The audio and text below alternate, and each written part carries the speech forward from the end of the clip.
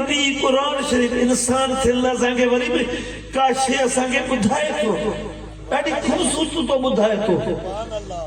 ऐं वरी महबूब करीम सल्लल्लाहु अलैहि वसल्लम भी उनखे पंहिंजी हदीसनि तौर ऐं असांखे ॿुधाइनि था। शर्मगाह जी हिफ़ाज़त कनि था सवाइ पंहिंजे हक़नि, पंहिंजे ज़ालनि जे या पंहिंजी मालकी वारे औरतुनि जे पंहिंजी शर्मगाह जी जेकी हिफ़ाज़त कनि था।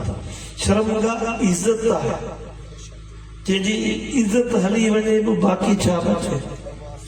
असां अहिड़ा गैंग, अहिड़ा ॿुधोसूं असांजे अमराणुनि खे पकड़िया जेकी व्हाट्सअपनि ते ॿियनि ते अहिड़ियूं रांदियूं रुंदियूं करे माण्हुनि खे ब्लैकमेल करे पोइ उन्हनि खां पैसा उजाड़नि। माण्हू जी इन्हनि शयुनि सां बि रांदि रूंद,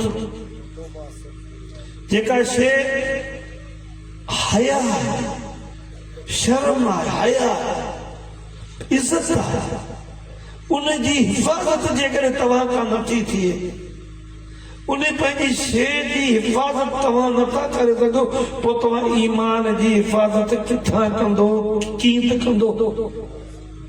ऐं तव्हां पंहिंजी हिफ़ाज़त कोन था करे सघो, ऐं तव्हां मुखालिफ़ सिमत वारे जी बि उन हया वारी शइ सां बि तव्हां छेड़छाड़ था करियो, उनखे तव्हां मजबूर करियो था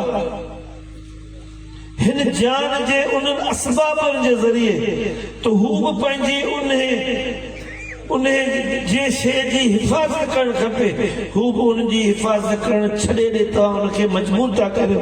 ए इंसान तूं सोच।